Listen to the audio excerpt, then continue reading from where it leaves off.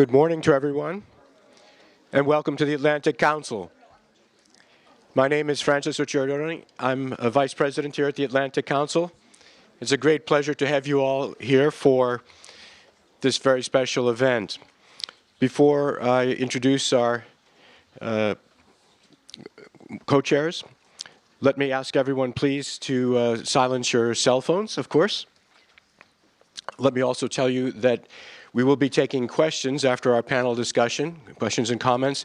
And to register a question, please use the card that you will find on your seat and then pass it to one of our good people that you'll see standing at the sides, and they'll make sure that your questions are addressed.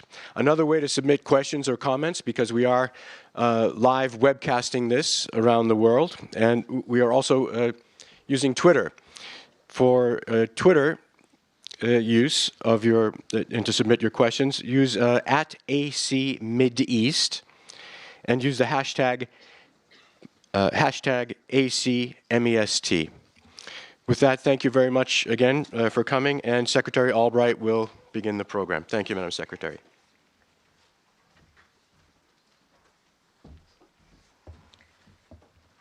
Thank you very much, Frank, and very happy to see everybody here.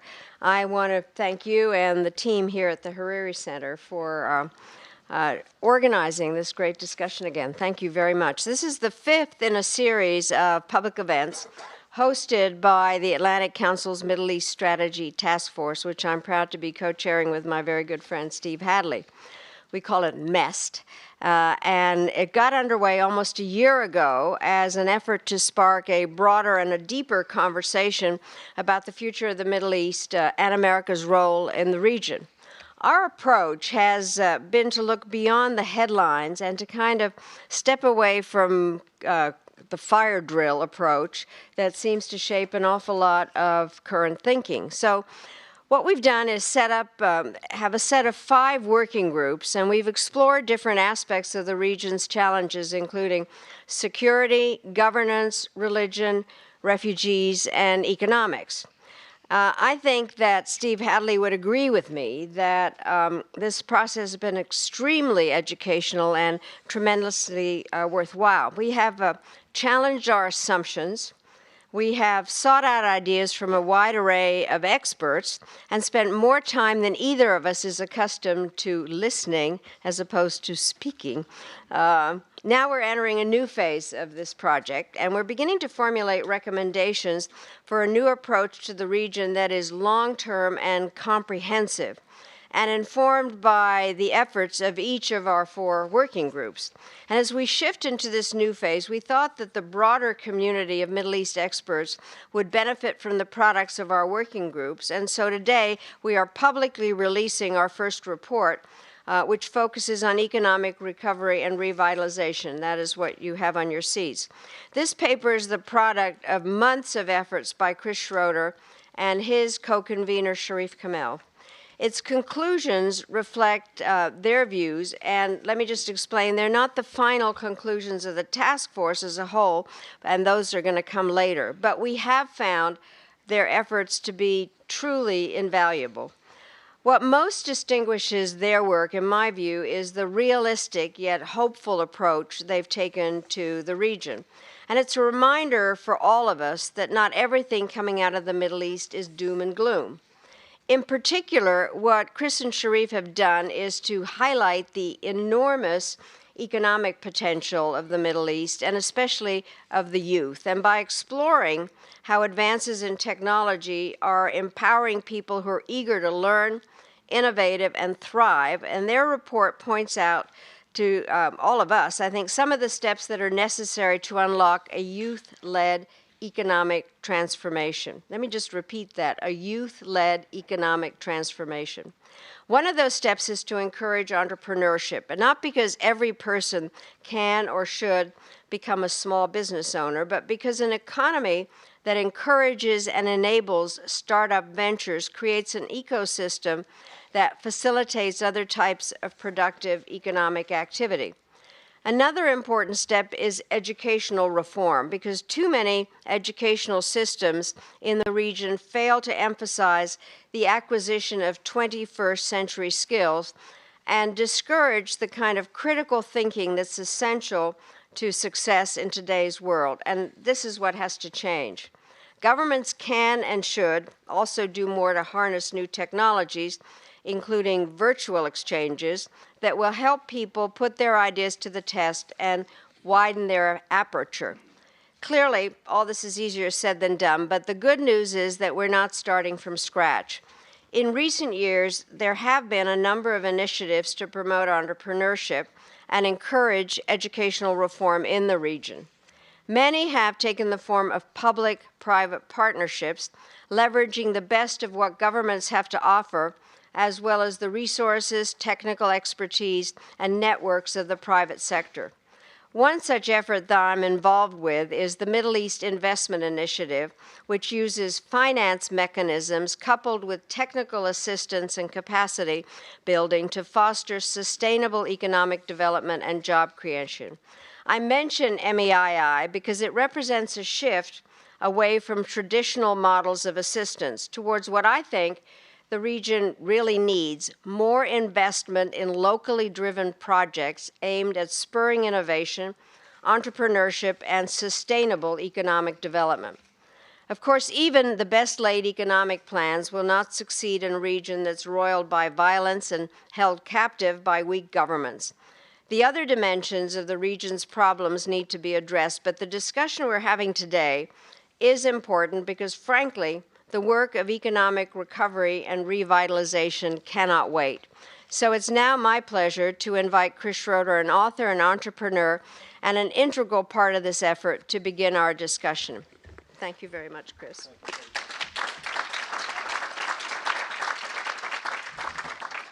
Thank you, Secretary and Steve. An honor to be with you all here today.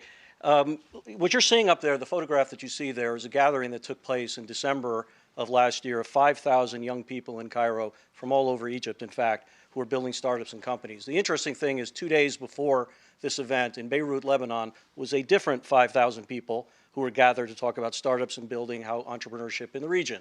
Now, I can assure you that if 10,000 young people gathered in 48 hours in the Middle East to talk about the Muslim Brotherhood, you all would have heard of it. That you have not heard of it doesn't mean it isn't happening and isn't happening at scale. And the most important thing, I think, when we think about this is our ability to sort of think a little bit about narratives in a different lens. Because when I think we do that, we can be open to changes which are coming, how the next 10 years can be different than the last 10 years overall. And I start with a controversial proposition generally before I talk about the Middle East, which is, in point of fact, I think we are living in some of the most wonderful and exciting times in world history overall. The macro data, in fact, is with me. We're living longer than any time in world history. We're killing each other less than any time in world history. We are feeding each other much more than any time in world history. And we are seeing an unprecedented rise of middle class and changes and shifts in economy in parts of the world which are very powerful overall, which we see. Now, of course, as Angus Deaton would say if he was here, under no circumstances does macro data tell us everything we need to know. There are terrible problems and terrible challenges that the Secretary alluded to, not only in the Middle East and elsewhere. But in this way, it makes me more hopeful still. Because I think one of the stories of our time, in all of our work in looking at the region, we should be thinking about is the fact that for the first time in history, more people have on their person tools to change and solve the problems in their own backyard than any time in history before. And by that, I'm talking about mobile devices overall. I can't tell you what Syria will look like in a year or what Egypt will look like in 3. But I can tell you with near 100% certainty that by the year 2020, 2/3 of humanity and 2/3 of the people in the Middle East will be walking around with a smart device in their pockets. A lot of times when I say that, people think, okay, that's great. It's a sexy, nice, new device. But people who understand what this means understands from that photograph that literally all of the computing power that put a man on the moon in 1969 is in each of your pockets right now. And as we think about a world where 2/3 or more of humanity are walking around with those devices, we begin to ask different questions. This is the order of magnitude. Really, by the 2020, we won't even be talking about PCs for all intents and purposes, and we will be talking mobile, particularly in these markets overall. And believe it or not, the Arab world and the Middle East generally is a leader in this right now. Many countries are already 100% uses of regular phones, and 2/3 or more are already using smart devices in what they build overall. And it changes the dynamic, particularly of the young generation. This is data from Google right now. Young people are saying the same things that young people in this room are saying in terms of technology, and most importantly, many of them are talking about the opportunity to take their own economic futures into their hands, and they're doing it. It is rising quickly and I think utterly irreversible. These are just some of the numbers by country. Already half of the Middle East is now in advance of the rest of the world and the world average in terms of the use of smart devices. And all estimations show by 2020 it will catch up with the rest of the world and again be virtually 2/3 of humanity will be having this overall. This means something very powerful from a societal basis, but also in the discussion we're about to have on the economy. C.J. Oates is here from Chicago, who actually played a great role in reading and advising this paper, and he's talked about the participation revolution that we have here today. And effectively, we're talking about a new generation who demands direct roles in every aspect of their life. The economic life as much as their political and societal life, role of women, and so on. This universal access means, for all intents and purposes, these folks have all of human knowledge at their fingertips, essentially for free. It means that they can share ideas and contribute and collaborate in ways that they've never done before. And in so, fear, centralized authority more, are moving almost regardless of what governments and institutions do overall, and it is strikingly organic, meaning autodidact. I can tell you that almost every young person I've met in the Middle East right now is taking courses from Stanford or Wharton or what have you, and local institutions because of access to technology platforms like Coursera overall. In this discussion that we're about to have and in the paper that we all wrote together as a team, there are many things that could be brought to bear to be helpful to this ecosystem, but certainly, as the Secretary mentioned, education is a profound one, as is the ability to have rule of law move very powerfully. Many of you in this room know the challenges of education. We'll talk briefly about the challenges we talk overall. But in a way, the most important distinction to bring out today is not only are there challenges that you all know and love in terms of people in large classrooms and everything else, but that these young people are not learning the basic skills and perhaps most importantly, the critical learning, which is essential to be competitive in the 21st century, the ability to think critically and to bring to bear mathematics and technology, but also problem solving in a way before. These problems are great, but you're going to hear in a few minutes about innovation that can be brought to bear to this, how technology can reach and help folks scale in very powerful ways. You're going to be talking about very, very new things about how technology is allowing people to do powerful things, and you're going to hear about how the private sector already is and could do much more in engaging in helping these young folks in education because, of course, in many respects, they have the greatest stake of all in terms of the outcome. I'm very honored that Jim Clifton is here from Gallup. I think it's a wonderful, the CEO of Gallup is here, and his team has been essential to this paper. But Jim and his team are now doing an amazing process and procedure where they're able to assess young talent in the same way we in America do with athletes or dancers or musicians, to see who will be the great leaders in startups and entrepreneurship. It's a very new way of thinking about education, and they're bringing this to bear, I think, in a very powerful way. Getting the rule of law right is absolutely and positively essential in terms of allowing businesses to succeed. Again, today, despite often mediocre circumstances of government and governance, you're going to hear amazing stories of thousands and tens of thousands and hundreds of thousands of young people who are building despite those things. But the ability to help facilitate the fast and easy move of people, ideas, capital, goods, makes a night and day difference and is the essential evidence of almost any other ecosystem that has grown elsewhere. They're absolutely interrelated, and I think there will be no going back in that as well. Sometimes we have to escape our narrative bias about how impossible things do. Some of you in this room will remember participating in the global economy in the 70s, and none of you would have guessed that Korea would become the juggernaut it is today. I would not have guessed 8 years ago that Colombia would be effectively an economic and technological jewel that it is in South America today. And these are very important right now because the caution on the counter side is as important. 20 years ago, any of us in the tech world would have told you because of the talent, market size, and capability, Russia would have been the great leader in technology innovation in Eastern Europe. They made other decisions, their governments made other decisions, and they now have fallen woefully behind in almost every aspect of their technology, particularly here. Sometimes macroeconomists will say to me, this is all sort of fluffy and at the sideshow. But in point of fact, this is not a sideshow at all. This is not just something for the elite. It's not just something for the high-tech people, because everyone will have a device, and even a craftswoman in the poorest parts of Cairo can now reach other parts of Cairo, other parts of the country they never could before. We don't believe that technology at the end of the day is a silver bullet, We just simply believe that we have universal tools which are not going back, that must be part of our dialogue and our conversation as we think about policy overall. We know that technology in the end isn't just about the elite, as I said, and we know that the economy is going to have different aspects about it overall. But I have to tell you that we are in the process of something that is happening whether we like it or not, and its ramifications on markets that we're familiar with are absolutely going to be possible and happening in the meantime in the Middle East today. And I think perhaps if I were to remember me for nothing else today, it is for this. The nations and the governments, and we here in this room, who do not decide to embrace this, put the young people in these regions in the position that they can't catch up over time because of the speed and alacrity by which technology is moving. There's just no going back. This is an opportunity, by the way, where everyone wins. Governments get problems solved that will take a generation to solve quickly and more efficaciously, and at the same time, obviously, we're unleashing problem solving at an unprecedented level. Again, people sometimes think technology doesn't matter. I've done the research. Very few macroeconomists saw the potential on global change that the car was in 1910, air travel in 1930, the shipping container in 1950, air conditioning in 1950, the internet in 97, and mobile in 2001. But the fact is they were all revolutions, and I think that's what we're in now. And I'll end just quickly before I introduce our panel with one of my favorite quotes that my friends are tired of me saying, but it's this quote about Václav Havel where he makes a distinction between hope and optimism. And they are not the same things, but hope says fundamentally that it makes sense even if it doesn't happen the way that we think it will. And because I was approached by the amazing folks at the Atlantic Council to do something that seems impossible in Washington today, which is to have a bipartisan conversation on the future of the Middle East, a bipartisan conversation on the future of the Middle East, and to talk about the next 10 years, and they're different than the last 10 years, makes me hopeful. But perhaps most hopeful of all are the people who are making this happen. So I'm pleased to invite up to the stage now, of course, back Secretary Albright again and Steve Hadley, who have done such an amazing job with this, and to introduce the panelists that will be with us. On video, coming to us live from Dubai at a later hour, will be something of a legend in the ecosystem over there is Fadi Gandour.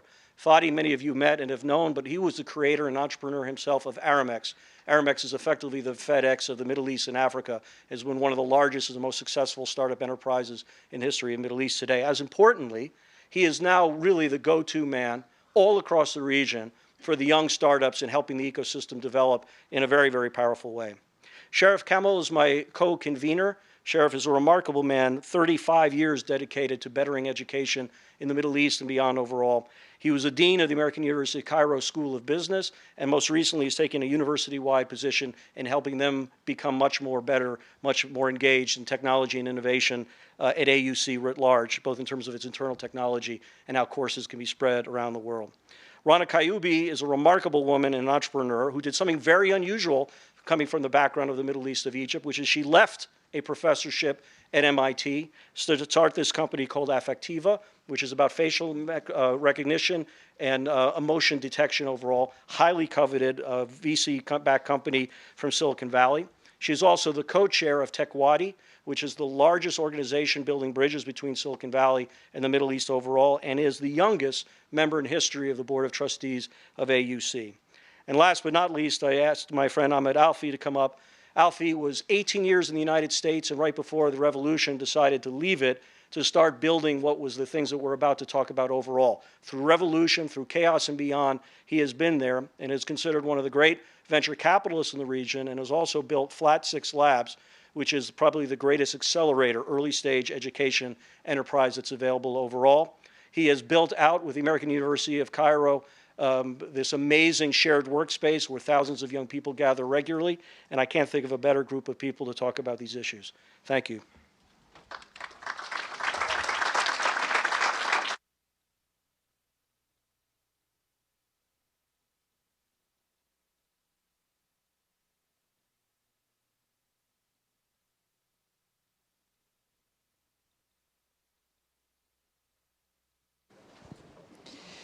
Well, thank you all for coming. We're delighted that you're here. We particularly thank the panel, though both here and virtually, for being with us today. It's a fascinating topic, and I think one of the great surprises for Madeline and I of how much we've learned in this unit of this work.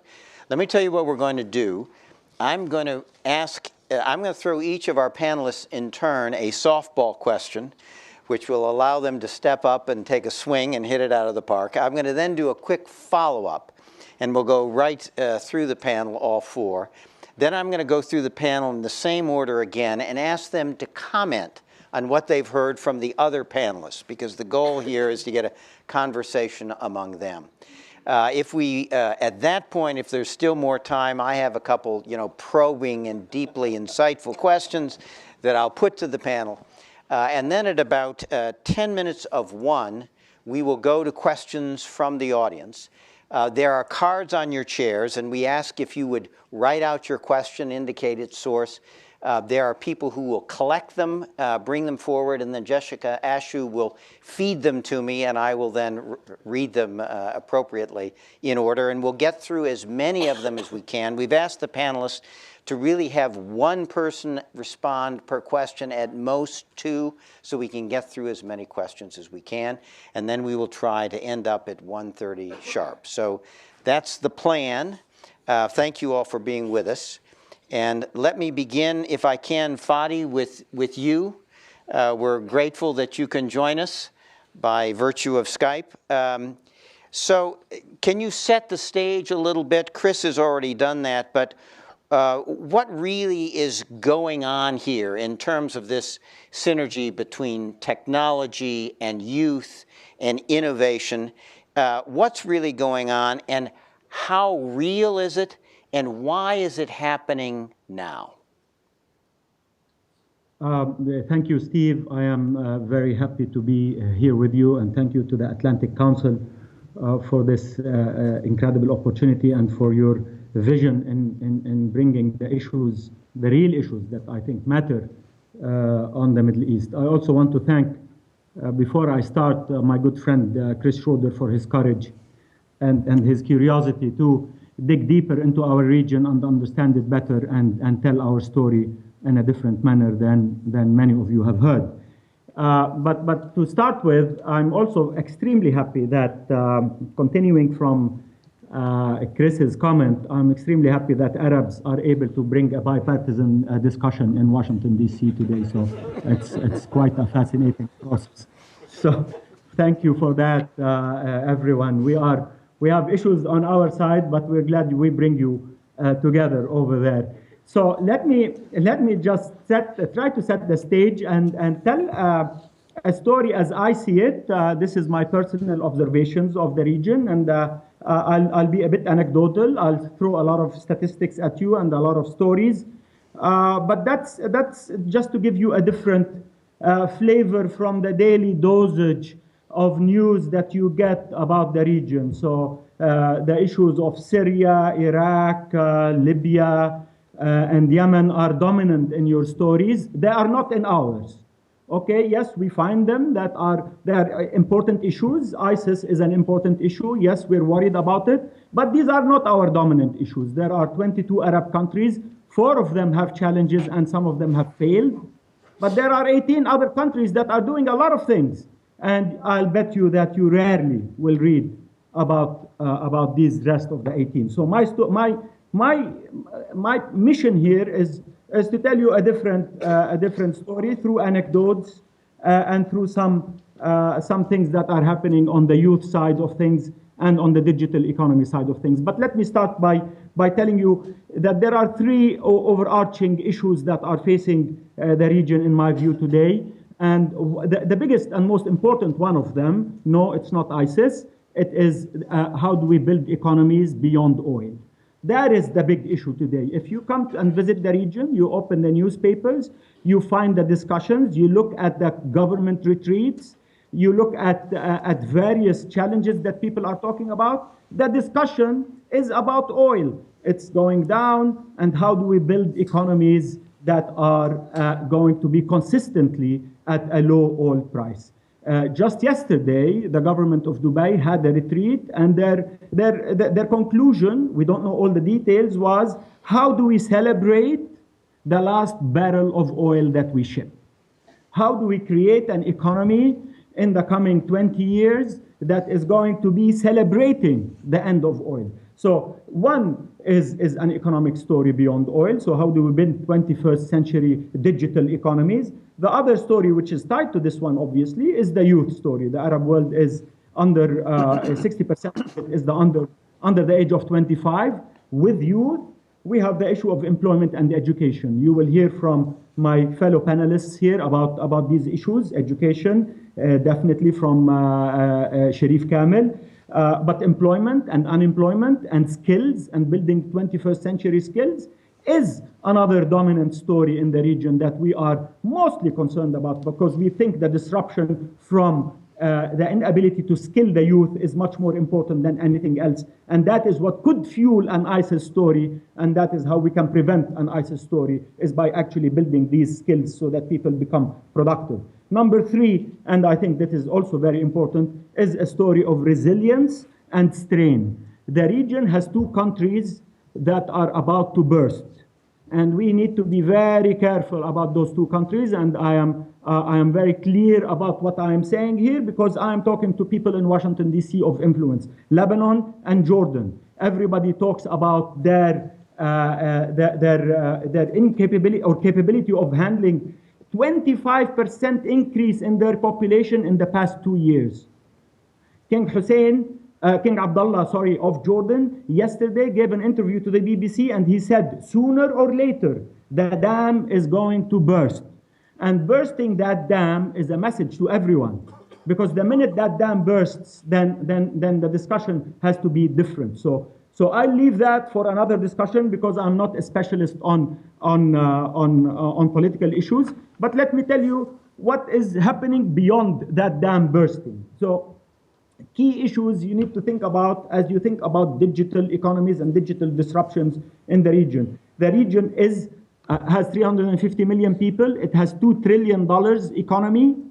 And these economies are larger in combination than some of the BRIC countries. So it's larger than Brazil, larger than India, and larger than Russia, believe it or not. The challenge in the region is its fragmentation. So as we talk about the Middle East is not one country, obviously, but it's also important to know that Saudi Arabia and the UAE are 50% of the GDP of the region. 50% of the economic activities in the region happens in two countries. And we need to think about that as we think about the absorption of talent, the absorption of youth, creating jobs for expatriates and for the local population. Let me go very quickly through some of the things that I think you will be fascinated by. E-commerce is at $15 billion today. It is growing by 70 to 100% year over year. It is the new trend in the region. Smartphones, by the year 2020, Chris says 75%. I'll tell you, by the year 2020, every single person in the region will have more computing power in their hands than NASA did, I don't know, 20, 30 years ago. 150 million Arabs are online. By the year 2020, you're going to have at least 250 million of them. The people that view YouTube are not ISIS viewing YouTube companies. They are people that are watching two companies that have over 1 billion views a year today. A company in Saudi Arabia called U-Turn, and another company called Kharabish, which is a Jordanian company. And guess what? It is about entertainment, it is about comedy, and it is about alternative education in the region. The Saudis are the highest tweeters per capita on earth. So if you think there is no democratic discussion in Saudi Arabia, go start reading Arabic and see the incredible debate that happens in Saudi Arabia every single day about every single issue that pops up in their country. Every single issue is debated, and debated vehemently on Twitter today. So mobile data is going to be increasing 16-fold in the coming 5 years. Uber, which is an American company, in the middle of everyone talking about the challenges in the Middle East, Uber announces that it wants to invest $250 million in the Middle East. Something must be happening in the region that Uber, out of the Bay Area, decides that the Middle East is important to pour $250 million to build that market. It's The biggest e-commerce company in the region, which is our first unicorn, as you would call them in the West. It's the first billion-dollar company. It's called Souk.com. Just raised out of Western venture capital funds $300 million at a valuation of over $1 billion.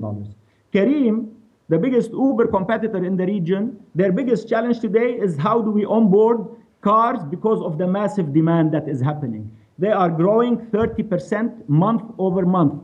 This is Silicon Valley talk. So Silicon Valley talk, when you grow 30% month over month, the challenge is how do we find talent and how do we find cars to fulfill the demand that is happening in the region. But 2 years ago, in 2013, I would have told you maybe there was one venture capital fund. Today there are over 20 of them. 2 years later, there are 20 venture funds focusing on early stage and growth stage venture startups across the region. Angel networks are everywhere. In every single country, there are high net worth individuals that are seeking very, very aggressively how to find ways to invest in startups. And universities, as you talk about the education system, universities are having science and technology innovation accelerators by the dozens. Every single university in the region is building an accelerator or an incubator to encourage their students to come out. Let me give you a few of them that you had never heard of. Riyadh Valley, okay, not Silicon Valley. Riyadh Valley is the incubator and accelerator of King Saud University in Riyadh. When you look at their website, they tell you we're investing in human sciences, we're investing in future technologies, we're investing in renewable energy. This is talk out of Riyadh. That's what they're talking about. KAUST, the King Abdullah University of Science and Technology in Saudi Arabia, has another accelerator and an incubator. Shira' in Sharjah, where Chris Schroeder was just last week, has just launched one for themselves at the American University of Sharjah. And our good friend Ahmed Alfi, who sits with us right here on the panel, will talk to you about what he has done over the past few years in building a network of accelerators across the region. There were no supporting organizations discussing entrepreneurship in the region in 2010. Very few of them, maybe 2 or 3 of them. Today, there are 140 organizations, and maybe there is a new one every single day popping up saying, how do we actually come out and support the entrepreneurial ecosystem in the region, and how do we support the youth, and how do we build the skills? Lastly, I'll have 2 or 3 points and I'll conclude here. Let me tell you, in Dubai, last year they announced that they had 15 million visitors, the 4th most visited city from a touristic perspective in the world. And they had 78 million people pass through their airport in Dubai. That is the single largest transportation of human beings in any airport internationally, in any airport in the world. These people are traveling to do business, to do tourism, and to do things other than worrying about going to Raqqa and to volunteer to be fighters in ISIS. So as we talk about the 10,000 people that go to Raqqa, remember there are 70 million people passing through Dubai doing other things. And that's critical for us. The two last points here is Hikma Pharmaceuticals, a Jordanian company. It's a big pharmaceutical company that has gone public on the London Stock Exchange. It is on the FTSE 100. That's big for us. When a Jordanian company in pharmaceuticals has billions of dollars in revenue and actually is on the FTSE 100. It is growing massively, and it has just announced acquisitions of a big American company. That comes out of Jordan, the 10 million people country.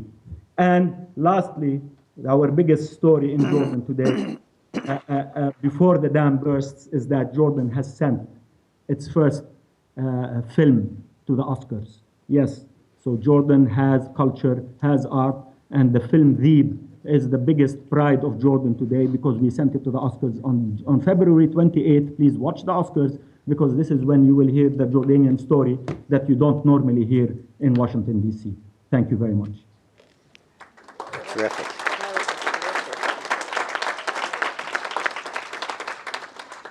Fadi, thank you very much. This is a story we don't hear in Washington. I think it's because it's a good news story, and good news is banished in Washington most of the time. But thank you very much for that. I want to pick up on one of the things you said and turn to Ahmed, if I might. You talked about the entrepreneurship that is going on in Egypt. And I think one of the questions people have is, and Chris began to address this in his comments, does this kind of innovation that is beginning, is it have the potential to really move the needle in Egypt, a country of 90 million people, a lot of them young, enormous needs for education, enormous needs for employment. Even if you grew a very robust, venture capital-driven technology sector, is it enough to drive an economy and solve the macroeconomic problems or be a factor in solving the macroeconomic and employment challenges that Egypt faces? So thank you very much. And Secretary Albright and Chris, thank you everybody for organizing this. Yes, but I want to caveat that by saying even asking that question should be first recognized that it's pointing the finger at the failure of the prior generations. We're asking the kids to solve the problems that the people of my generation and the prior generation in the Middle East completely destroyed. So, but they can. And that's the positive story, continuing on what Chris said, is I definitely think they can. They're more empowered than they were. And they have the education available today and the resources, as Fadi has given you lots of the kind of the support, I'll tell you from the entrepreneur level, they're amazing. They self-educate themselves. We have people who are at PhD levels that are self-taught. I mean, there's several young people, I can give you lots and lots of examples and really go through kind of individual case studies. You won't believe it until you see it or actually spend some time trying to read about it. The individuals once empowered and the individual today with technology, as Chris mentioned, is more empowered than at any time in history with the knowledge and with the ability to gain knowledge. I would maybe add one point to the thing you said, which is what we teach or fail to teach. It's self-education is the thing we need to teach people, is how to teach themselves, because the resources are all out there and the knowledge is all out there. Learn how to learn and how to gather in more information. And they take that information and tend to do more good than harm. And they tend to solve social problems, not just economic problems. So education's one, whether it's using technology to optimize the recycling, whether it's using technology to solve traffic problems, as Uber and Careem are doing, okay, and probably having the highest growth in the region in Egypt and in Cairo and Riyadh. So all of those are technology solving problems. The youth using technology to solve problems are the guys creating the traffic apps, the education. The one example, but I'll leave the education part to Sharif, but just one example is a group of kids that kind of a company we founded does like Khan Academy, online education. We've given 50 million lessons for a total investment of $200,000. Free, online, 50 million lessons. The website continues to run, right? And it gives a few hundred and some thousand lessons a day now. But the bang for the buck, it's the most efficient use of capital, is by leveraging technology in every field, not just in education. Now, as far as job creation, the problem with governments is they focus on job creation, not on company creation. Successful companies have a byproduct called jobs, okay? You don't make jobs and then have a company. And that's what governments try and do. They try and create these mass employment programs. If you focus on creating self-sustainable companies, the whole concept of everybody talks ecosystem. An ecosystem is something that's self-sustainable. It just keeps going by itself, and you just get the heck out of the way after a while, and it just keeps rolling. And the people succeed, and they fail, and they fund the next guy, and the companies keep going and growing and growing, and creates more jobs. So I would say that the talent is definitely there. What has always been missing, and Fadi pointed to a lot of those things, are people like Fadi or like me or Sharif, the generation of entrepreneurs that didn't really happen en masse in the Middle East 20 years ago, that wasn't there to support, that's now around and supporting the ecosystem. And the last example I'll give her point to answer kind of the macro. Of course, VC can change the whole economy because the VC pool of money, I think this is 5-6-year-old data, but from Department of Commerce, is less than 1/4% of the US GDP. The VC pool of money. Okay? That money keeps turning. And the companies it funded over the last 30, 40 years account for over 20% of US GDP. Okay? So those numbers might be off 5%, a tiny hair. I think it's 0.03, 0.3% is the VC pool of money, right? 20-some% of US GDP are formerly VC-funded companies. Yes, it can transform the whole Middle East. And the point, again, that you kind of touched on quickly, the regulatory reform. The government in the Middle East needs to get out of the way, right?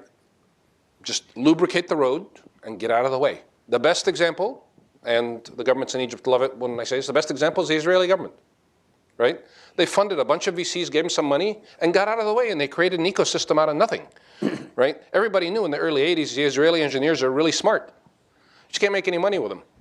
And none of the investors here invested there. And then they had one success and the second success, and the government put in some money and seeded the early VCs, and the economy took off. And that's what the governments in the Middle East really need to do.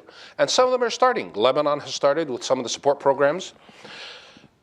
Having the structural reform shows in our accelerators. We have 3 accelerators in Cairo, Jeddah, and Abu Dhabi. It's a great contrast. We're opening 3 more in Bahrain, Beirut, and Tunis in the next few months. But the great analogy over those 3 is that in Cairo, 90% of the applicants are Egyptian. You know, sometimes we're going from Sudan, from Yemen, from Romania. Somebody's willing to move to Egypt. In Saudi, 100% are Saudis. Nobody wants to go to Saudi. In Dubai, the applications are from 40 to 50 countries. Not 40 to 50 nationalities in the UAE. 40 to 50 countries outside willing to relocate to start their company there because they know that it's an infrastructure and a system that works. The last cycle, actually our graduation was today for our second cycle. I missed that to be here with you. But the first cycle, we had a team from Russia, 3 programmers relocated from Moscow, 2 Indians relocated, 2 Italians moved their company from Rome to Abu Dhabi to start their company, 2 teams from Egypt. And this is the first year, and of course, it's the first year we actually had 2 young Emiratis quit their government jobs at Masdar and got into the cycle, and we don't have set-asides and no set-asides for locals or whatever. They're actually really good quality Emiratis that quit their really high-paying government jobs because they wanted to start a great program in educational programming for Emiratis. So tremendous problems, tremendous solutions, technology, and the people are just probably the only tools to solve them. They just need a little bit of funding, a little bit of support, and remove some of the roadblocks out of their way. I want to come back to that when we go to the panel as a whole, particularly this issue of how do you get governments to let happen what you're talking about. But let's, on the education points, Sheriff, if we could go to you. If you look at, given the youth of the population, an analysis of what it would require in terms of numbers of schools to be built and teachers to be trained, it is a number so daunting that if that is required to educate the young emerging population of the Middle East, we will fail. It's just not going to happen. Question. Can technology leapfrog all of that? Can it, in fact, provide a way to get mass education that is required in the region of a quality that will allow them to participate in the 21st century? Is technology really the key to solving this problem, and does it have the capacity to do so? First of all, thank you very much for the invitation and for working with such an amazing group of people, friends that we go back many, many years ago. Well, your question actually is spot on. If we work the math, it's virtually impossible. You look at the population in the Middle East, and as Fadi mentioned, over 60% are under the age of 25. And by the way, that percentage is actually increasing as we move forward. But I guess one of the things that we all share, and maybe that's why we keep on having that conversation on and off, at least for the past few years, is that we always look at the glass half full. We're always upbeat. We always like to look at opportunities where we can see and transform the challenges into opportunities. One of those answers is actually technology. Going back to your point, which is actually spot on, if we look at the number of schools that need to be built in the coming 20 years, just to keep pace with the population increase, probably we'll be needing to build a couple of schools every day, moving forward for the next maybe 5 or 10 years. And with the increase in the population as we move forward, that actually makes the problem even much bigger. But I think it's not just the technology. Technology, as Chris mentioned in his opening remarks, is not the answer to all the questions. I think one of the problems we have in the Middle East is that a sector that important as education has always been looked at based on firefighting approach, a piecemeal approach. It was never looked at holistically. So either we have a problem in math, and I'm going to come back to math because math is one of actually the biggest problem, or we have a problem with the instructor's pay, or we have a problem with the administration of the school, or we have a problem with the pedagogy, or we have a problem with the content, but never look at this whole ecosystem. And let me bring in that word here. I think we have the entrepreneurial ecosystem that should be backed up by an education ecosystem where we need to look at it from a holistic perspective, looking where do we want to be in 20 years. I mean, Paddy mentioned the meeting yesterday in the Emirates, looking forward to celebrate the last barrel of oil. I think we have the oil of the 21st century, and that is people. I mean, we're talking 350 million people and growing, 60% under the age of 25. That's the force moving forward. But then, what will they be doing? Will we create, as Ahmed mentioned, the opportunities for them? Well, even by the standards we have today in the educational sector, where would we go given the content they're being taught, the pedagogy they're being taught? Are they thinking critically? Are they thinking creatively? Going back to that glass half full, I remember back in, I think it was November 2010, where many of us were actually in Dubai in a massive event that was called Celebrating Entrepreneurship. That was in Dubai, organized by, it was the launch of WAMDA. And Fadi is absolutely right. Back then, maybe there were 2, 3, 4 organizations talking about this. Today, he's quoting 140 plus, maybe even more. Well, that number of organizations growing regardless of the challenges. Just imagine if things were less challenging. So that means that there are 140 organizations with all the people who are associated with it, whether mentors, whether investors, whether support organization, what have you, see an opportunity out there that is categorically untapped. And let me just go back to that point. I do not mean by this that we need to have every single person starting his own company. We need to have them thinking entrepreneurially, not necessarily as entrepreneurs. I go back in 2009, I was actually honored and appointed as the Dean of the School of Business at AUC. I was looking at the strategy and the mission of the school. I can tell you one thing, like any other business school in the world, you read the mission and you think you're going to change the world. Every single thing under the sun is going to be fixed. But I thought we need to have one thing that short, that focused, that would actually reflect what we want to do. And if we can actually memorize it, that means that it is focused. And what I thought of was to educate principled, innovative entrepreneurs and business leaders who can make a difference. That's it. Well, I didn't say we wanted to start 100,000 companies. But if you change the mindset, if you change the culture, at the bigger scale at the economy, everybody benefits.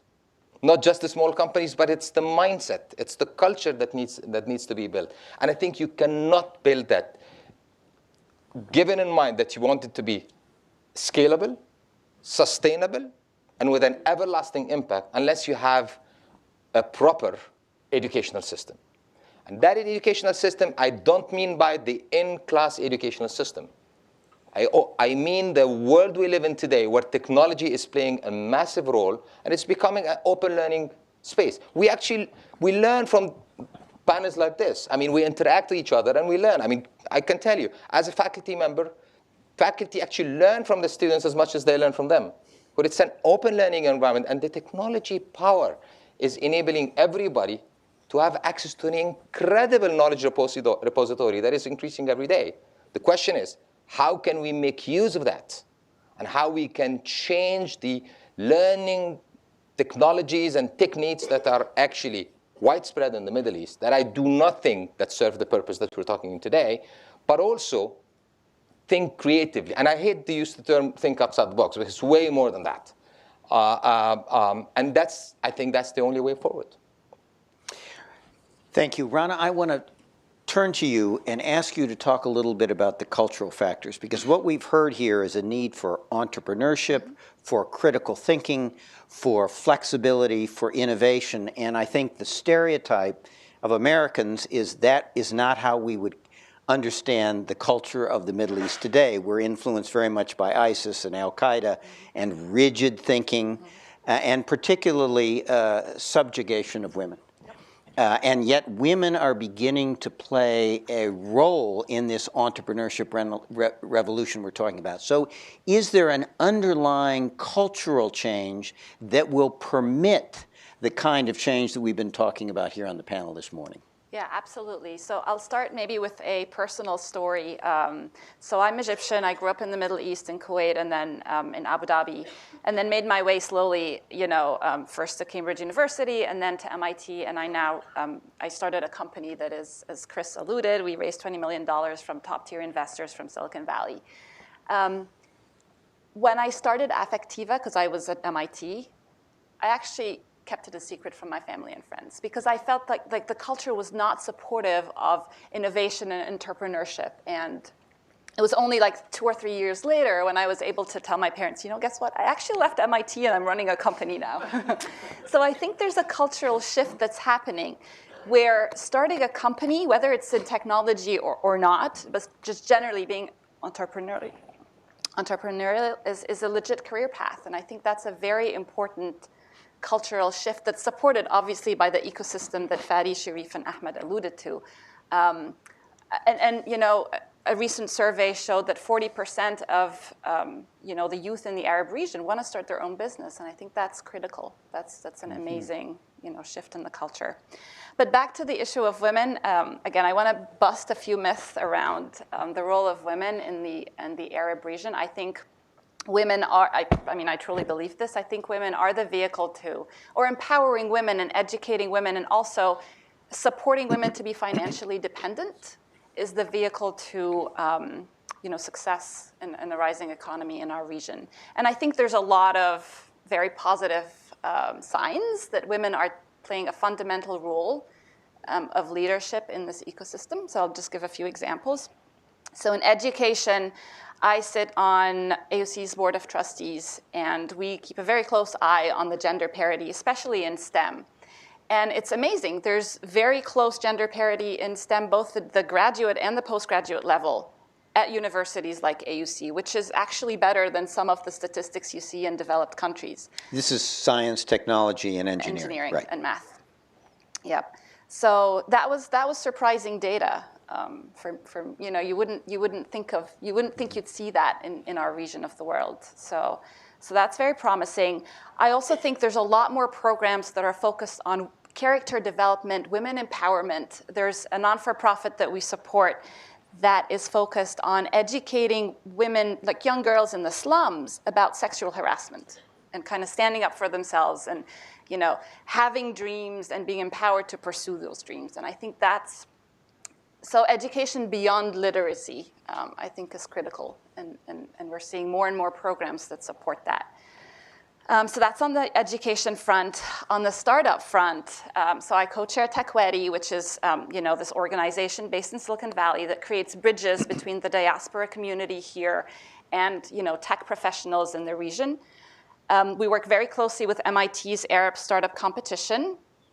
They get hundreds and hundreds of applications each year. At least a third of them are either women-founded or women-led. These are Arab women starting companies.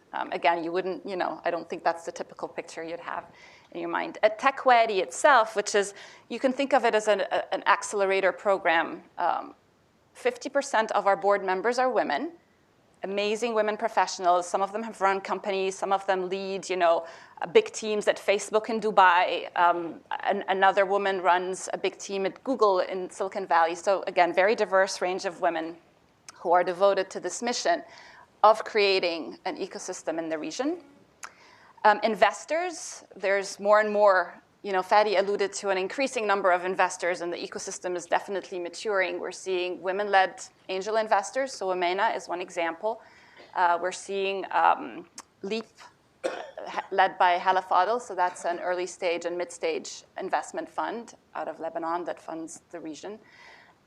So I think we're seeing the increasing role that women play across the ecosystem.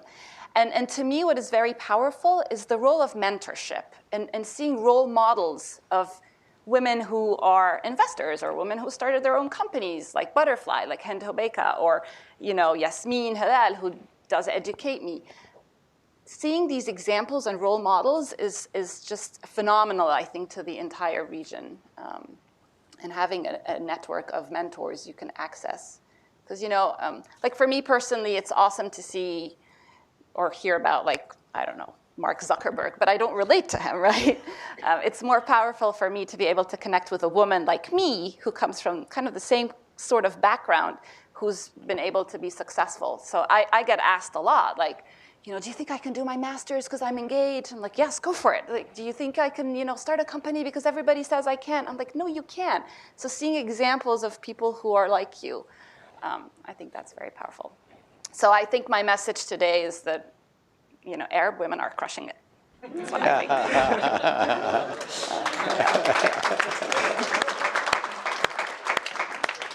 I think she's given us a very useful bumper sticker that we will use. So I want to turn to the audience at 10 of, and so we only have about 13 minutes left.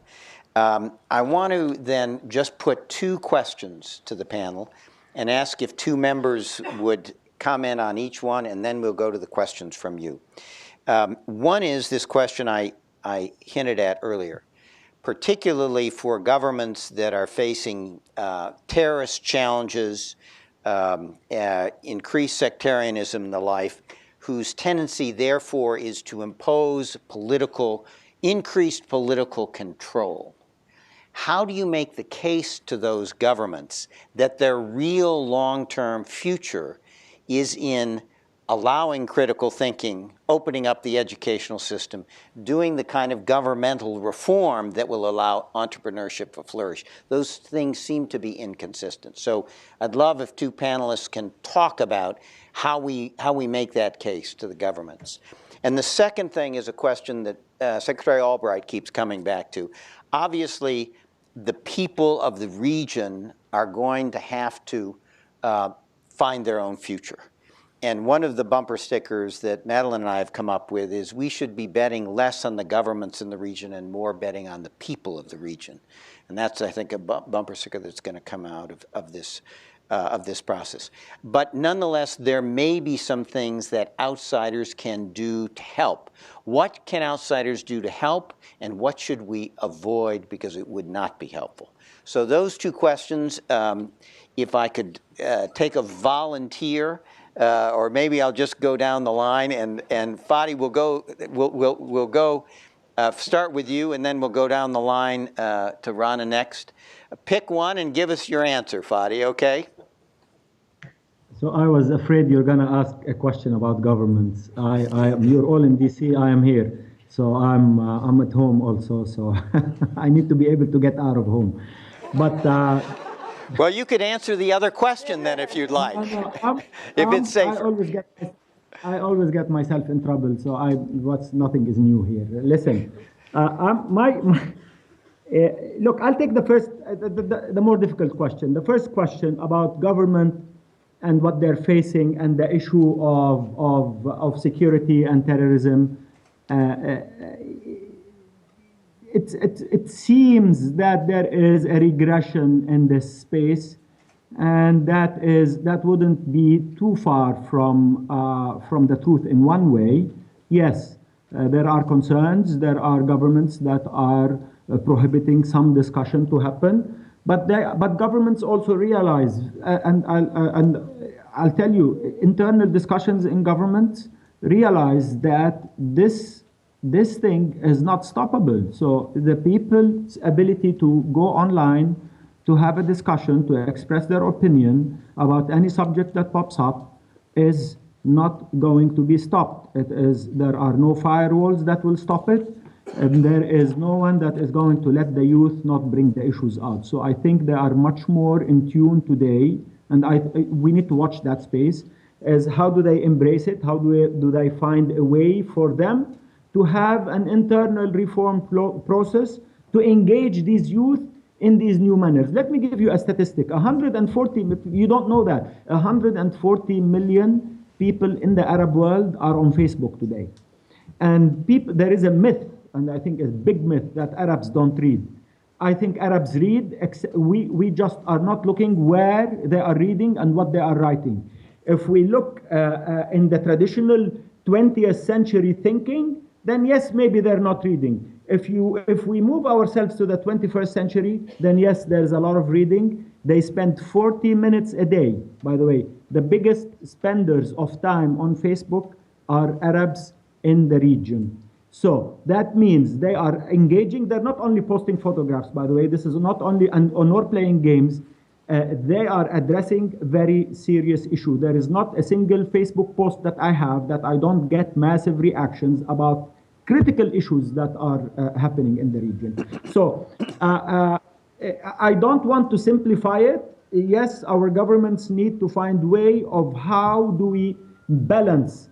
It's critical that we address this. So everybody is pushing the Arab world and Arab governments to reform. While we look at Syria and we're scared to death of what reform means. And we look at Libya and we're scared to death of what happens when regime change happens. And we look at Iraq and also are scared to death. So I don't know whether we should be sacrificing people just because we want to have a reform process. So the challenge for the people of the Arab world and the governments of the Arab world is to find a way of going through a transitional process that allows for proper reform that engages the people without the disruption that the Arab Spring has brought. My last point is, in a recent survey by the Arab Youth Survey, it's an annual survey. If you guys are interested, then you should check it out. There's an annual survey in the region called the Arab Youth Survey. The first concern, they talk about 10 issues that face Arab youth. The first concern that Arab youth were discussing is that we are worried that democracy does not address the issues of resolving the problems of the region. Because we look at Syria and we are worried that we are pushing reforms to a level where countries are bursting. So we need to be very careful about how we bring equity to the process of reform, where everybody is at an equal level of development and organization, so that we can engage government in that discussion. The experience of Egypt of bringing the Muslim Brotherhood to rule was because there was no equity. They were basically the only people that were organized and they took over. We cannot have that again. We need to have an organizational structure where everyone gets organized, and then we will start talking about serious reform. Fadi, thank you very much. Rana, let me turn to you. Could you talk a little bit about this second question, what outsiders can do to help? Yeah, I think there's a lot of opportunities. So as I said, our company is funded by top-tier investors from Silicon Valley, but not only Silicon Valley. We have a pretty international roster of investors. And I don't think the Middle East is very much on their radar. And I would love to see, companies that inspire these investors to invest in this region. And I think it's happening. Chris and Fadi and many others are, 500 Startups, for example, is one pointer. But I'd love to see a lot more. So for example, we work with Kleiner Perkins. They're one of our larger shareholders. And they're not very focused on that region. And I'd love to find a vehicle where this becomes part of the conversation, I think it'll, like with Israel as an example, I think that will make a big difference. Thank you very much. Ahmed or Sharif, do you want to, either of you Let comment Sharif and then before I'll we comment. go to the questions? Sure. Let me, actually, it's a mix between the two questions. More often than not, we look at the region, first of all, as one place. It's not one place. I mean, it's one region. Yes, they speak the same language. Yes, although some would argue that even the dialect is different. Sometimes we don't even understand each other. But there are different ways to do things. But one thing I want to mention, focusing on Egypt, Egypt is not Cairo. Cairo is one thing, Egypt is a totally different thing.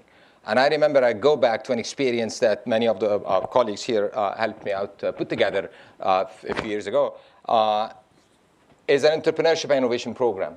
Well, that was not done for the students of the School of Business, not even the students of the American University in Cairo, but the youth in Egypt.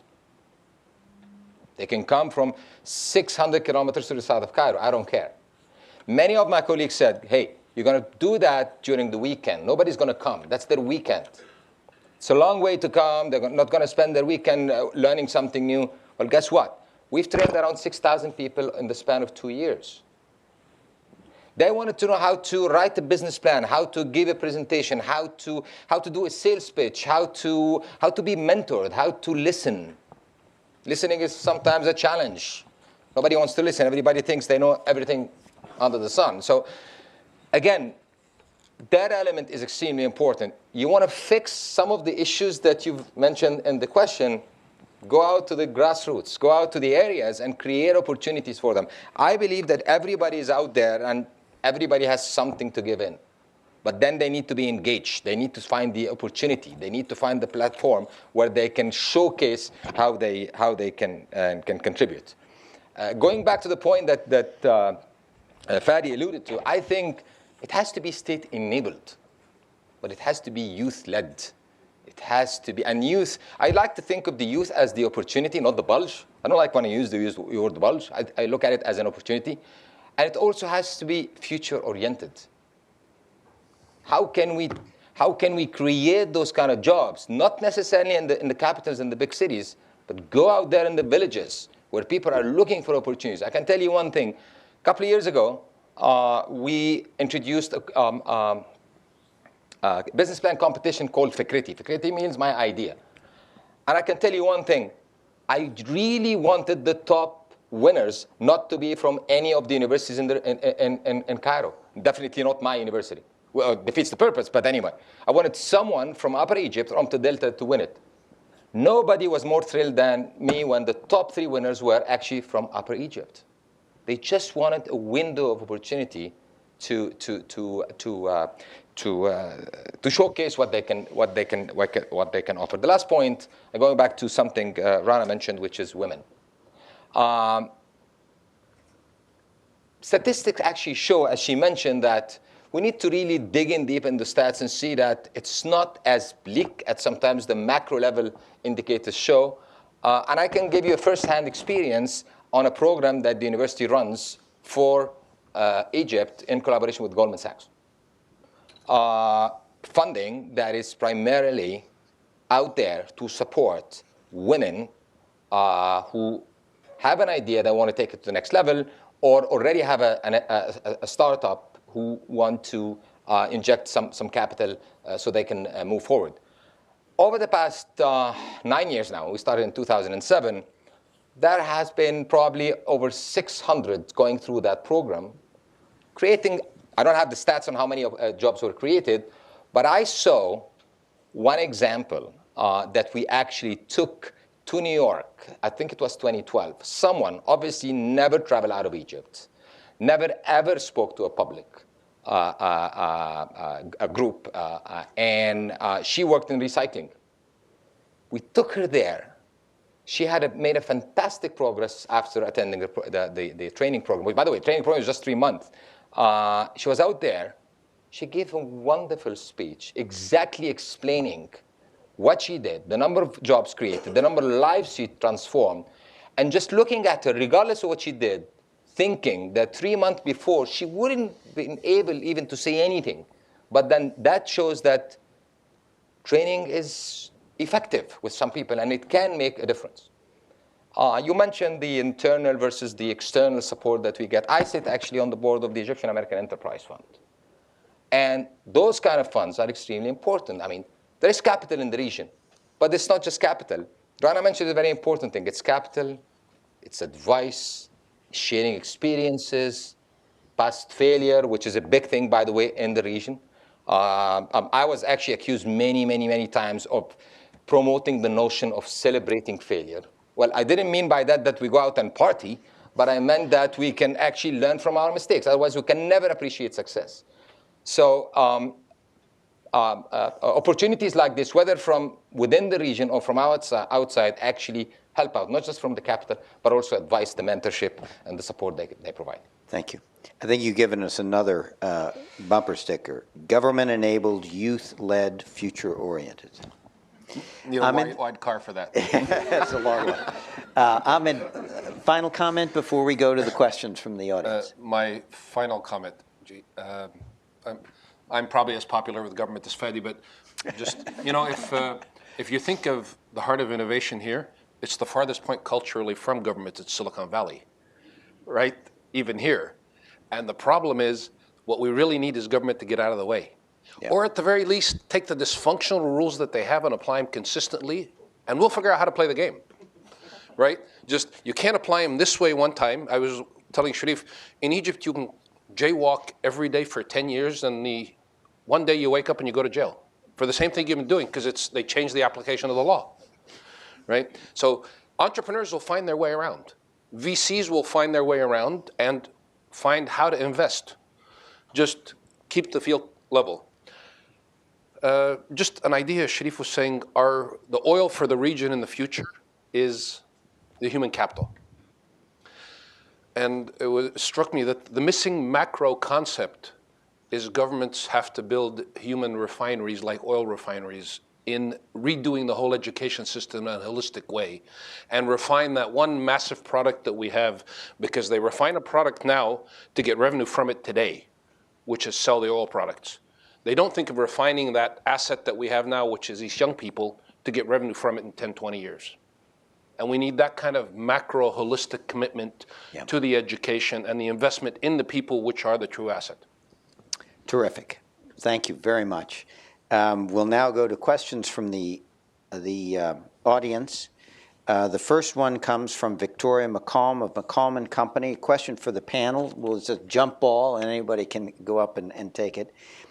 The question is this: tech offers tools for economic growth, but also for continuing to incite violence and drive instability.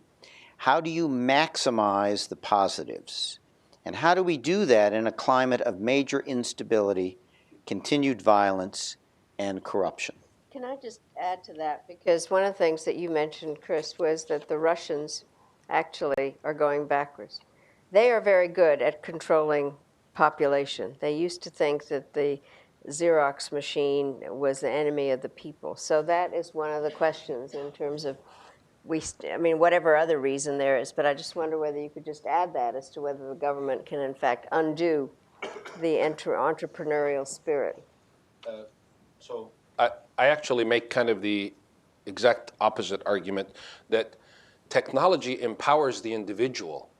People only misbehave and really are, you can always have a hacker and you can always have a deviant whatever online and using technology badly, but people to really use technology and the power that it gives you, the power for knowledge and the power for programming, they do 100 times more good than they do bad. Look at all the social problems that are being solved. Look at all the goodwill that's being spread. Look at even all of you, whether you're on social media or whatever, you have to admit that just being on social media and all this mental expansion you've had over the last 5 years, each one of us is becoming kind of much more aware of their environment, of themselves, of everything that's happening around in the world, just from the benefit of social media. So I actually think that technology empowering individuals, just once the individual is fully empowered and acting as an individual, they tend to do much more good than they do evil. I argue with my friends and tell them, kind of technology is answering that age-old religious question, is man inherently evil or good? When empowered, he's good, much more than evil. Thank you very much. This is a question from Ambassador Faley of Iraqi, the Iraqi ambassador to the United States, and it's for Chris Schroeder. So, Chris, we'll ask you to stand up and shout your answer unless we can get you a microphone. Does the increase in demography that's occurring in the region, is it helping or hindering the region? Increase in demography meaning population growth? I mean, it's in some respects, it's neither here nor there. It's just happening. And in it lies the opportunity, Ambassador, that is there. So like everything, it'll have a two-edged sword to it. There'll be parts of it which will be challenging overall, but it's there. And again, for the first time, based on everything you've been hearing in this panel, we have tools to reach larger numbers of people and engage them in ways that we simply couldn't have had, even if we were having this conversation 3 years ago. And so I think that, to me, is the real focus on what will happen as the demographics both shift and increase. Thank you, Chris. Next question is from Laia Hess Skinner of J.E. Austin Associates, and Sharif, it's for you. One of the situations we've dealt with in working to create linkages between public universities and the private sector is the skepticism to collaboration between each of the other. Each is skeptical of the other. How do you suggest addressing this and creating more sustainable and future partnerships? It's a good question, and it's an easy answer because I've faced the same problem. Again, a couple of years ago, and for a good 6 years, I was the dean of the business school, and I tried to collaborate with deans of business schools in national universities. It wasn't easy. They feel that there is a gap. The university where I come from, we're talking every classroom has 40 students. If I cross the street and go to Cairo University, School of Business there, probably freshman year has about 10,000 students in the classroom, plus or minus. So I was complaining that we had 600 students in the school. Well, faculty of School of Business, Cairo University probably have 40,000, if not more. So the challenges are different. If you come from my end and try to suggest solutions and come forward with standard collaborative agreements with schools, they don't see eye to eye. It's a different space, it's a different curriculum, it's a different set of challenges, even missions and so on.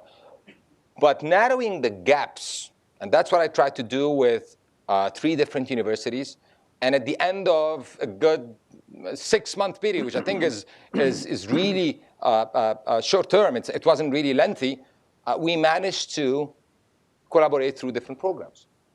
So the question is, where to find the common grounds.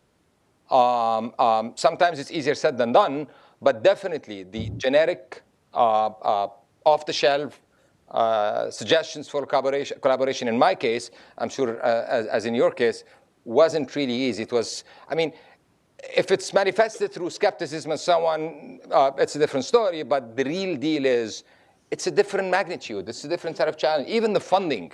I can tell you one thing, going back to that entrepreneurship program, I, for example, for once, think that every single university in the region, as Fadi mentioned, but let me just focus for a bit on Egypt, should have an incubator.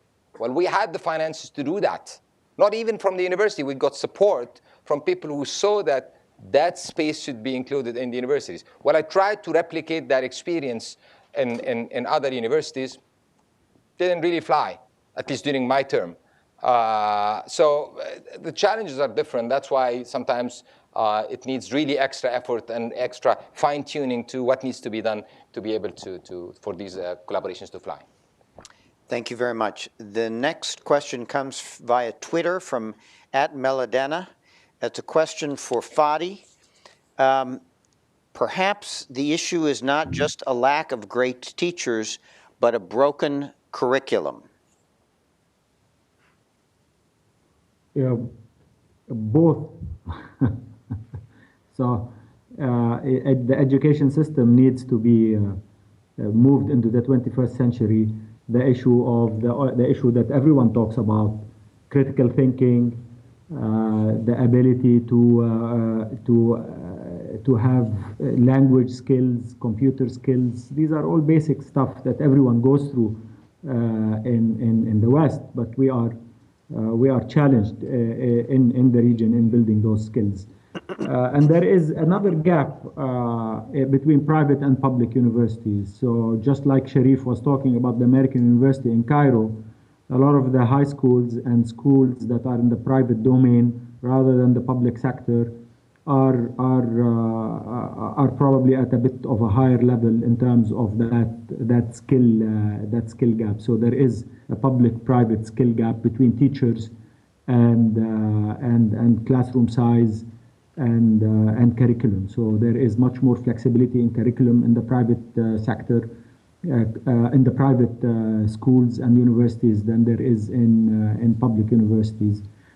So that I think I mean this is a very big story. I think this is probably, in my view, the biggest challenge that the region faces today is how to actually bring our education. It's a global issue, not only local issue, a regional issue. How do you actually bring the 20th century education system and move it into the 21st century so that we teach people the skills that the future requires, not that industries that are already being disrupted. So that's no small feat. This is I have yet to see somebody that has that formula ready, even in the West.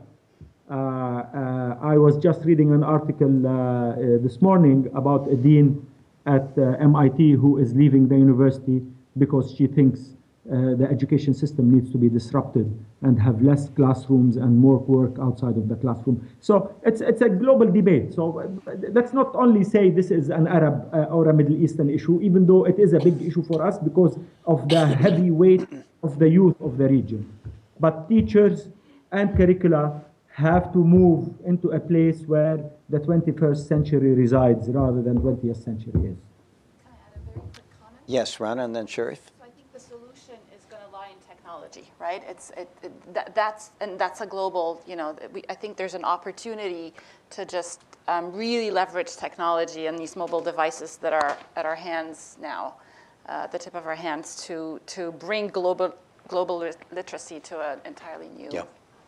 Sharif, did you want to comment on this I too? just wanted to comment, again, adding to how important the education sector is. And again, what I mean by education is starting from the awareness to the school, university, and lifelong learning. So it's degree and non-degree education. Executive education and training is, again, invaluable and of great importance.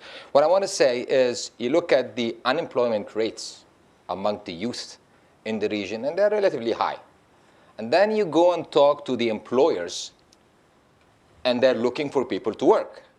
So what does this mean? It means that, again, the content that they're being trained or getting exposed to in the classroom is not exactly what is wanted by the market. So we don't have, if you think of it in absolute terms, we should not really have unemployment because there's so many people looking for people to work for them. But then that skills gap is the problem, which takes us back to what is being taught in the classroom and how it's being taught. Got it. Thank you. Next question from Victoria from McCallum and Company. Question for the panel, but Rana, I think this one is a good one for you. How are the diasporas of the various countries in the Middle East engaging to support innovation and investment in tech in the Middle East? You talked a little bit about that. I'd like to broaden the question a bit and say, in addition to that, what else can diasporas do to help the process that needs to happen in the Middle East? A lot. I think it's actually a two-way collaboration. So, through mentorship programs, I think that's a great opportunity. Through investment vehicles, through providing, cross-pollination of ideas. I don't think you can parachute people, from the diaspora community into, say, Egypt and expect them to solve a problem. I think the solution is, as we're seeing, is very, grassroots. But providing this vehicle for cross-pollination, brainstorming. We're even seeing examples with TechWedi where our community within TechWedi is moving back to the region to take jobs at Souq.com or Kareem and others. So I think there's a lot of ways to engage the community. Ahmed, did you want to say a word about that?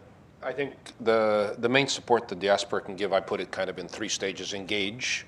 Okay, and the easiest way to engage is engage by mentoring and sharing experience. Mm-hmm. Once that level of knowledge and trust builds up, they can engage by possibly opening their network to those people that they're mentoring.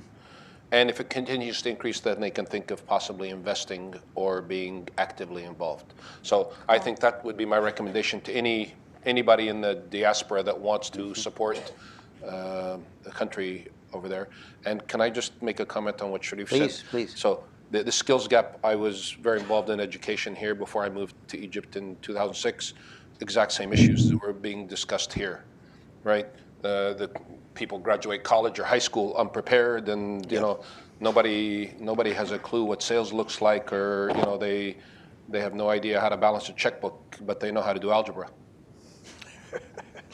You know, one of the things I think we all need to take away from this is that while we focused on the Middle East, one of the themes that emerged is the challenges that are being faced in the Middle East are not isolated in the Middle East. They are challenges that are actually being faced globally as we all try to grapple with the 21st century and the opportunities that technology can provide in grappling with those. So I think it's a good lesson for all of us here. Next question comes from Steve, can I just add one thing on yes, that? please. Yes, please. And so I think, you know, people like Rana and Ahmed Alfi are fantastic examples of Arab Americans who basically came back and are giving back to their countries and not only reminiscing about the good old days. So my message to the diaspora always is, don't miss us. Come and engage.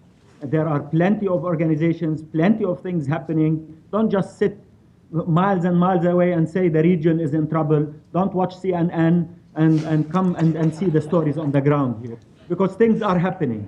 Things are happening. You can bring a lot of experience, a lot of knowledge, and there are people and vehicles and platforms for you to participate on. We want you here, not only your good sentiments and missing us. We want these diaspora to come back. Because if you look at India, if you look at Ireland, if you look at China, all of these expatriate communities came back and built the technology hubs and the future industries of these countries. And Arab Americans can do that. Terrific. Thank you very much. Next question from Lauren Serrano, who's a Marine Corps captain on a fellowship at the Department of State. Her question for the panel is, you keep talking about how the U.S. government isn't necessarily focusing on the right aspects or positive aspects of the Middle East. If you could give a piece of advice or a suggestion to U.S. policymakers, what would it be? I think this is a game everybody could play, so let me ask any members of the panel to jump in. Don't be shy. I'll just mention something, a fact that I got to know. One of my hats is I used to be the vice president of the American Chamber of Commerce in Egypt. So we come often to DC for those door knock missions.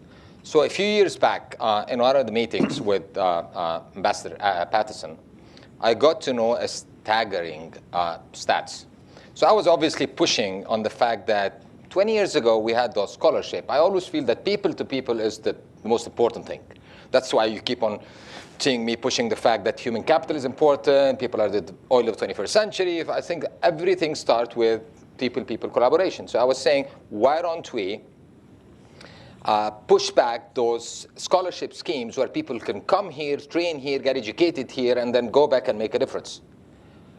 And I got to know that day that the number of scholarship offered to Egypt was, at the time, less than 1,000.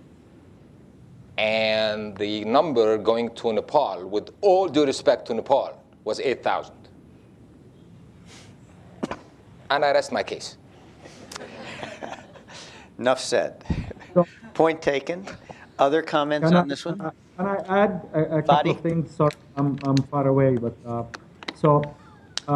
back to the scholarship issue, Sharif, you know that Saudi Arabia has 200,000 scholarships a year. 150,000 of them in the United States of America. There are 5,000 Saudis in the Boston area alone studying at American universities.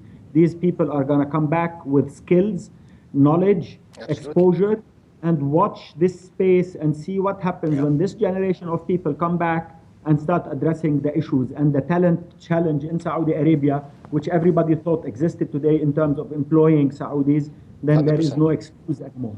So that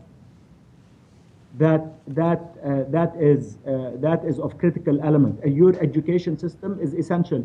The other thing that I'd like to mention here is that President Obama launched in his first term the presidential entrepreneurship conference. I attended the first one in Washington, D.C. I thought it was fantastic. For some reason, it's probably fizzling out. I think you need to do more of such things. Bridge Silicon Valley, the East Coast, Boston, New York, tech spaces, bring in the venture capital funds in Silicon Valley and give them comfort that it's okay to invest in the Middle East. Maybe OPEC can do guarantees so that you can ease that risk-averse investment in the region. There's a lot that can be done if there is an intention to do that. So if we think less military and more soft power, then the Americans have massive amounts of soft power. Use it more, please. Thank you. Next question is from Saad Al Nawas, who's the UAE commercial attaché. Access to capital is crucial for the startup ecosystem. Given that oil and regional Arab stock markets are crashing, is this affecting access or availability of funding in the region? So let me take a shot from here. There is $280 billion of a funding gap for small and medium-sized enterprises in the region. The biggest non-funders in the region are banks. The bank portfolios, the bank debt portfolios, small and medium-sized enterprises is only 8% of their total debt of their total loan portfolio. That is a huge gap. Banks have a lot of cash. We need to find ways to allow them to start investing in SMEs because, and I'm not saying anything unusual now, 75% of jobs in the region happen in small and medium-sized enterprises. They don't happen in governments. They don't happen in big organizations. It is the SMEs. In Egypt, where my two friends, my three friends on the panel are sitting today, 65% of the working population are in the non-legal, extra-legal, one-person, two-person, single company or single entrepreneurial, micro-entrepreneurship enterprises. So that's where we need to focus. Governments can help. And certainly they can help banks by giving bank guarantees to these banks to provide loans for SMEs. That's my view on it. There are examples that are already happening in the region. Lebanon does it. I think Egypt does a little bit. And I think there are a couple of countries now in the region that are starting to come out with with guarantees so that banks can give loans to SMEs. I think so the answer to your question, Saud, is definitely yes. Okay? The reduction in oil prices affecting the funding for everything. Look at the construction companies are going to be going out of business now because they're not getting paid. So it's affecting the whole region. However, there are some policy issues that are being taken. Fadi alluded, I don't know, most of you probably don't know what's happening with the Lebanese government, but the Lebanese central bank has told all banks that invest that we will guarantee up to 75% of your equity investment in funds that go into SMEs. All the banks invested. I have a stop-loss order. It's fantastic. What that does is it's going to skew the valuations a little bit and create a little bubble, but it's going to get the wheel going. All right? So, yes, they've taken a chance. They've been very aggressive. But hats off to them because after a year, 5 years, they will have lost some money, for sure. They're probably going to have to pay out some defaults. But that will probably be a great investment in the end because it'll be a tiny piece of the value they're going to create for the local economy that's going to attract talent from the whole region. Because you have talent all around, right? Egypt is full of talent, tech talent and developers. More than half of the talent in the Arab world has to be in Egypt in just engineering, not business talent, pure engineering talent. right? So that policy is fantastic, and I agree completely with Fadi. Banks have been completely delinquent. They've been, sitting on their hands doing nothing, and really, really happy that. How many times have you seen countries have 2 revolutions and no banking crisis, right? It's because the banks don't lend. They don't have any loans outstanding, right? So, yeah, we got all the cash. It's in my, I keep it in my vault, and you guys go play out there. We don't care. We're not involved in the economy. Okay, so that's one thing. And his comment about the SMEs, the Egyptian policymakers, whoever's here, disagree with me strongly when I say this. That segment is what kept Egypt alive. All right? Nassim Taleb writes a great book called Anti-Fragile about how entrepreneurs absorb the economic shocks for an economy. That unregulated sector is the guy who was the falafel stand that tomorrow became a flower shop without having to do 32 permits in the government, right? Those are the guys that kept the economy alive and kept it going and growing. We actually had upticks in the GDP through 2 revolutions. It's like inconceivable, right? And it's because of this whole black market that doesn't pay taxes. When the government makes a decent structure, they'll join the government, they'll join the market, they'll pay taxes, they'll become regulated. But until then, we should leave them alone. They keep us alive. Sharif. Yeah, I mean, as a follow-up to what Ahmed mentioned, I think the informal/SME space is the one that kept Egypt floating over the past 4 years. Having said that, and to my understanding, I just read an article that again, following what he mentioned, the developments taking place in Lebanon, I understand that the Central Bank of Egypt also just issued late in December sort of a decree that by 2020, all banks in Egypt should provide 20% of their loans into the SME economy. And that will translate into billions of dollars. So if that happens, I mean, still, obviously, 2020 is still 4 years to go, but still, that will, first of all, inject the economy with loads of money, but second, will help, what Ahmed is mentioning, is to bring them from the underground or gray, whatever you want to call it, economy to the real world. Terrific. Rana, this next one I think is for you. It's from Madison Marks of the Qatar Foundation International and Georgetown University.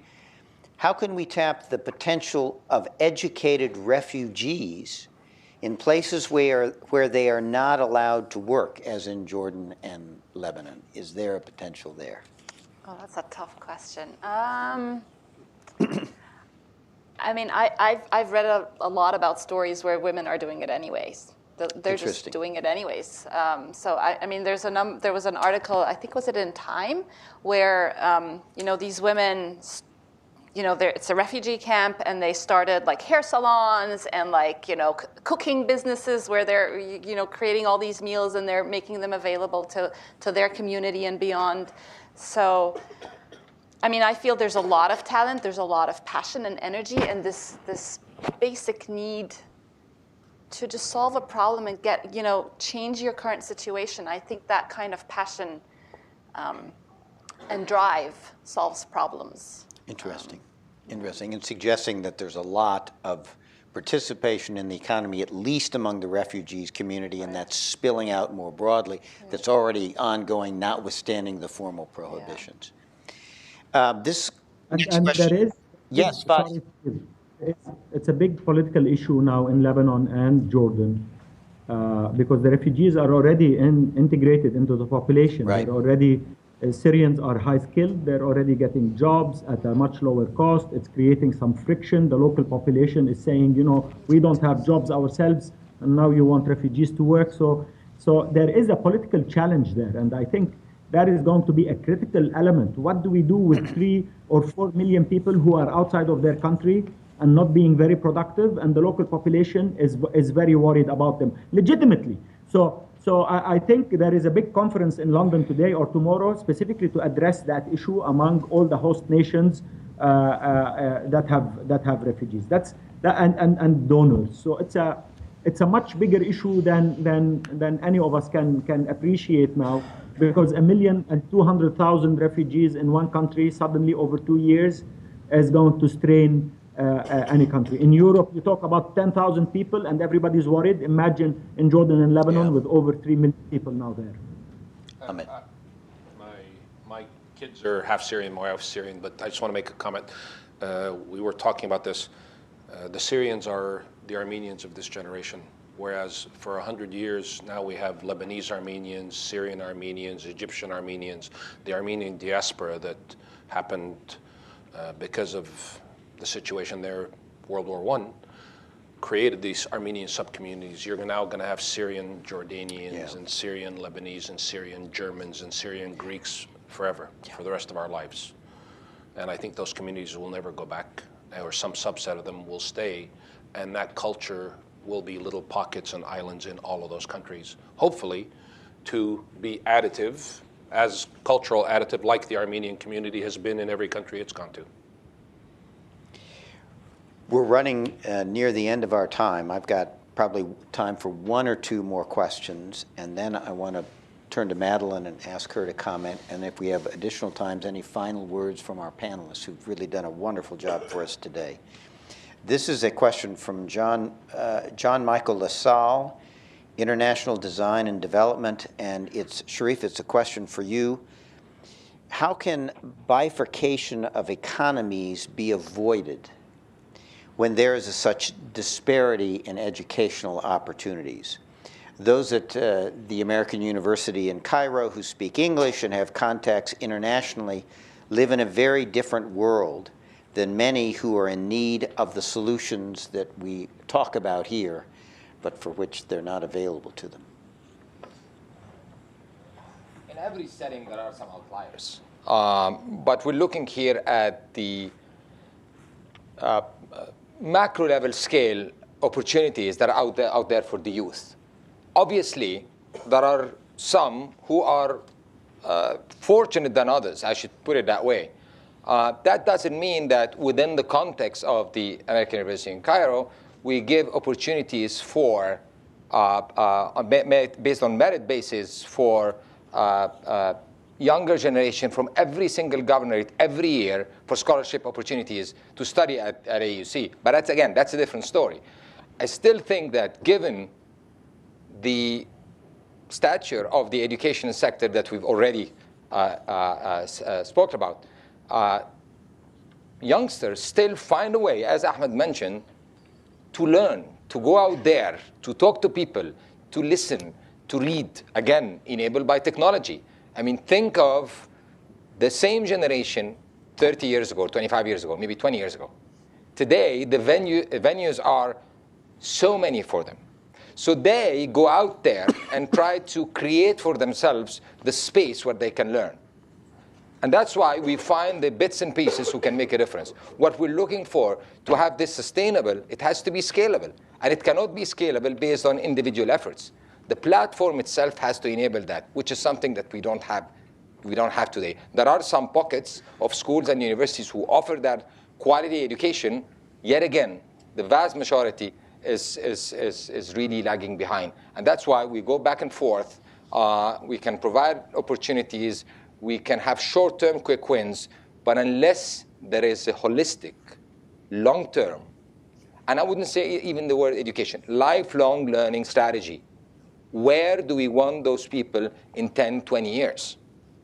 What do we need in 10, 20 years? And that should not be disintegrated from where the economy is heading.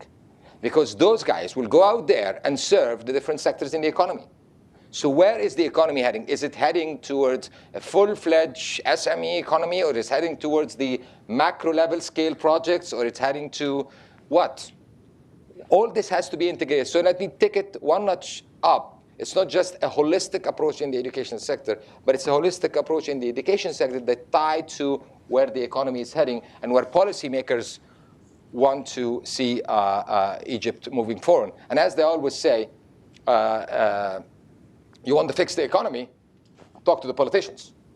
Where are they? Where are we going? So I think it's a community effort that everybody needs to be engaged. Which brings me to a last question, which is something Steve, a word. Can I Yes, please. I want to challenge I'm the sorry. question. I actually don't think the question's appropriate. Okay? I actually don't think the question of the classism in Egypt is appropriate. It's in every country. It's not in this country. The top 1/10 of 1% of the UK isn't in touch with the next 5%, and the next 5% is not in touch with the other 95%.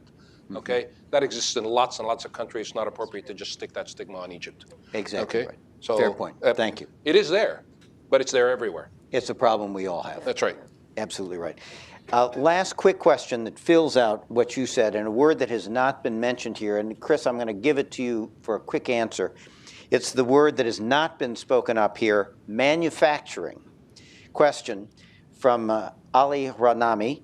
Does manufacturing capacity play any important role in the future of the Middle East economy? Does it even matter in the future of that economy? One of the things that I wish I had said in the introduction, which is true, is that while we looked at these issues through the lens of startups and early stage companies, everything this panel has been talking about is about every line of business. Every company is progressively in the 21st century becoming a technology company. I mean, you buy a cup of coffee down the street, that's a technology transaction. You look at manufacturing and the making of a car, this is all now done with amazing uses of technology and capacities there, which are very powerful. So this is everything that we've talked about today, all the needs and opportunities that have been presented today are absolutely throughout the entire economy of the Middle East in the 21st century globally overall. And that's the way I think we should look at it. Terrific. Thank you very much. Thank you all who've submitted questions. We had some more that we did not get to. I apologize for that. Madeline, let me turn it to you for a comment, and then I think we'll bring it to a close. Let me just say thank you to everybody, because I think this has been a remarkable discussion and proves the theory of the case of having had, or in the middle of this study that we're doing.